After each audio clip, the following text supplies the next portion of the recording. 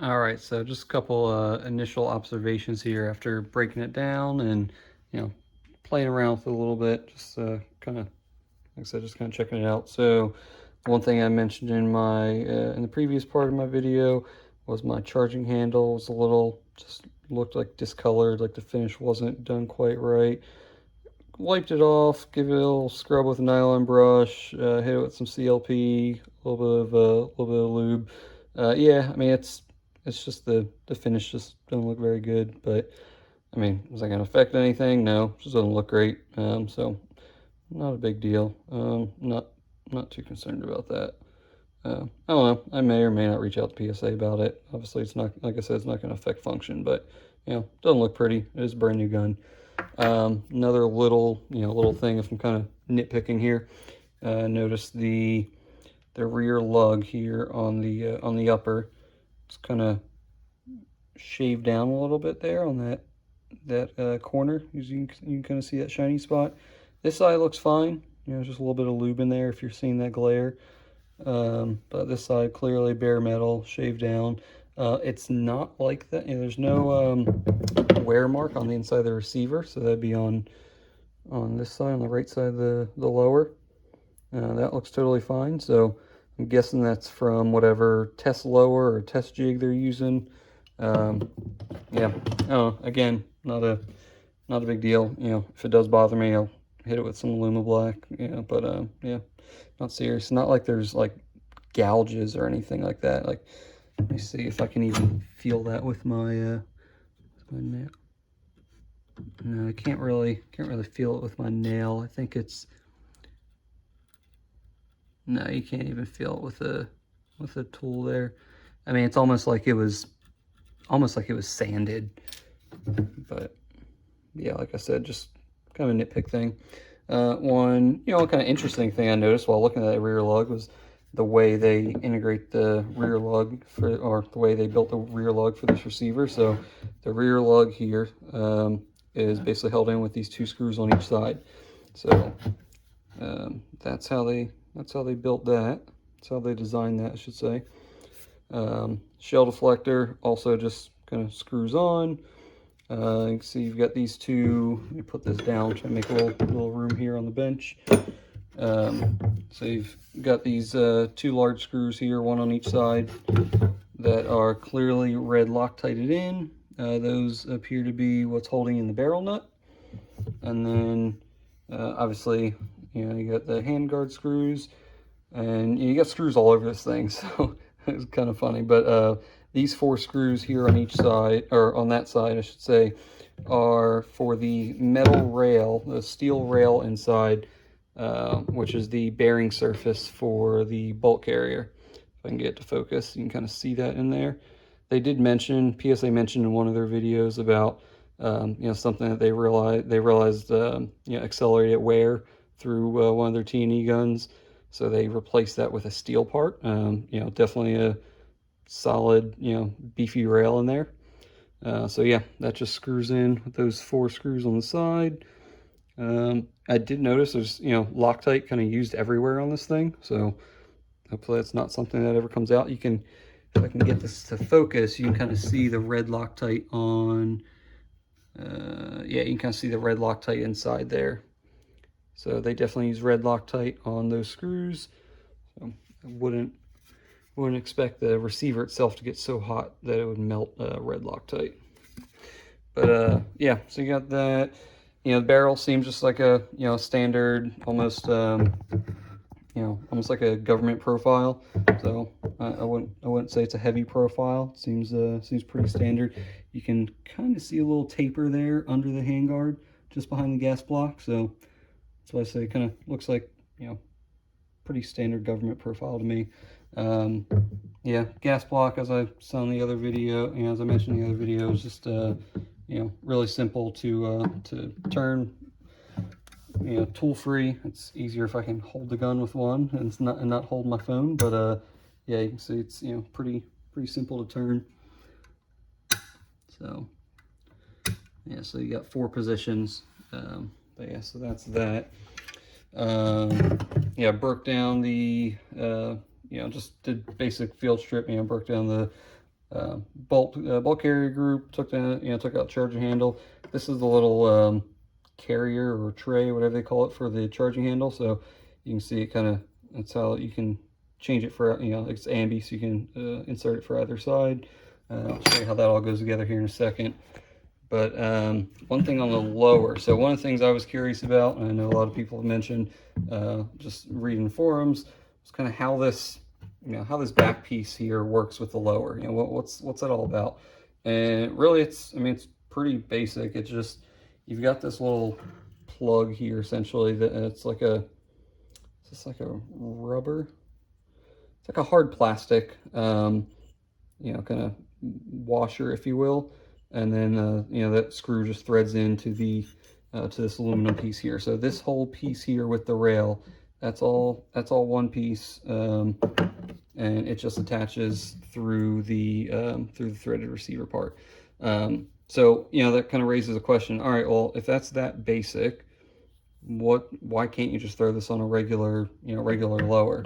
So I was looking at that, and just grabbed my SBR lower, and said, all right, well, why can't I throw this on here? Let's see.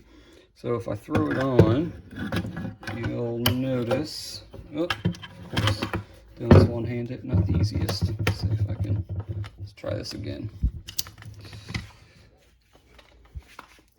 Let's see here. Sorry, I'll do this off camera just so I can pull it back easily. So if you, so if you put this on here, so obviously it fits, pins aren't closed, just it's hard to do. There we go, I got them in there.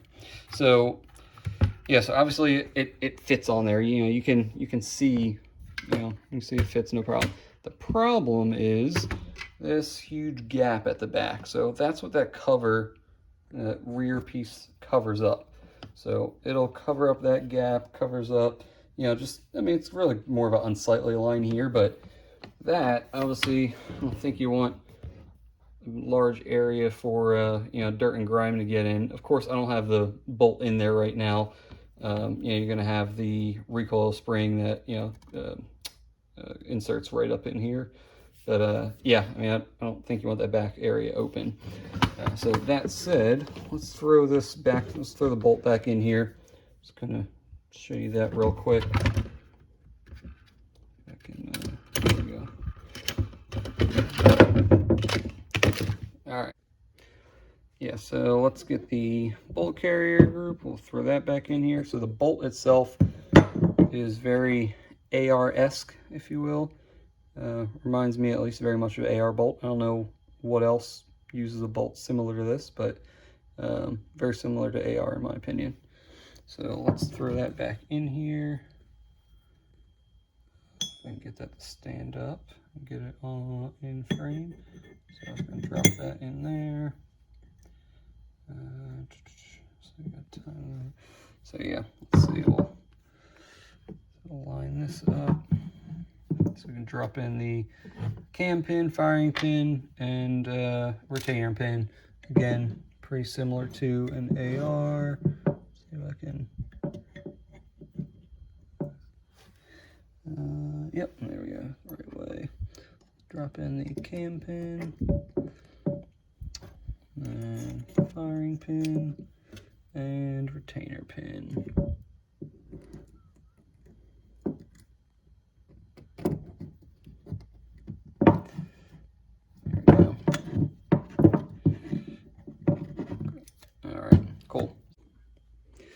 All right, sorry guys, couldn't do that one-handed. That's just too much of a pain trying to do that one-handed and record at the same time. But so got the upper back together here. As I was saying, even with everything assembled, you got the recoil spring and this huge gap in the back. So I definitely wouldn't want to run this on a standard lower without the well, I guess I'll call it JAKL rear cap. I'm sure once they offer upper kits, that rear cap will be a key part of that upper kit. So that kind of finishes off that look.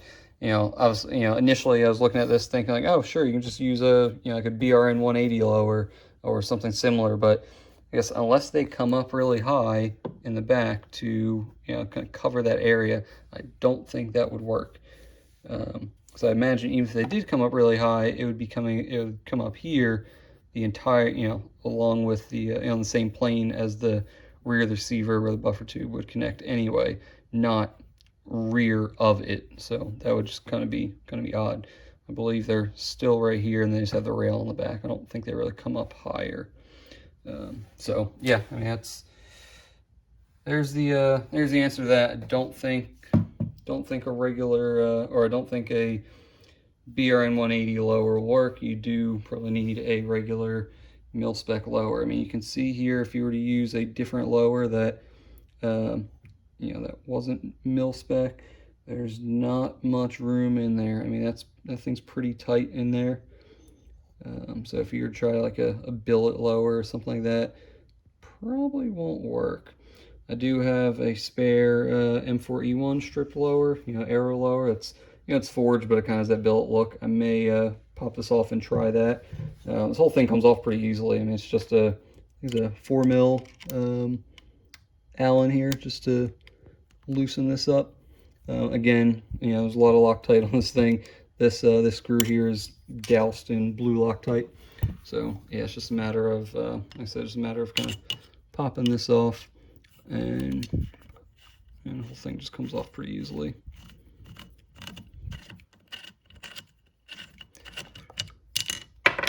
So yes, we got that. Got this little plastic, this little plastic washer of sorts. Like I said, tons of blue Loctite on this thing, and that just pops right out. So just like a normal AR, the rear takedown spring is not captured. Thankfully, there is a simple mod to do that, and tap that hole. I will do that on mine just because I like to do that on all my ARs. And then they've got this little plug here in the back as well. So let's take a look at this plug a little closer. So I lost my spring there, but that's okay. So yeah, so these have this little plug threaded in the back of the lower. It's not, it itself is not threaded. It's just I guess it's just a way to hold the back plate on. So yeah, so that's that, guys. The edges on this are actually a little sharp. they're not smooth over very much. I mean, once it's assembled, you don't know it, and everything lines up really nicely. That's probably why they did it that way. But once it, when it's apart, you're like, oh, it's got a little bit of an edge to it. Kind of similar over here. But yeah, I mean, I like it. Seems like a decent design. So yeah, I'm just gonna throw this thing back together. Make sure I don't lose my detent. Oh, which I might have, but yeah, no big deal. But yeah, so I'm gonna throw this thing back together. So far, so far I'm excited to get it out to the range this weekend. I'll definitely record some of that, and try to test out a couple different things, and let you guys know how it is. So, all right, thanks for watching.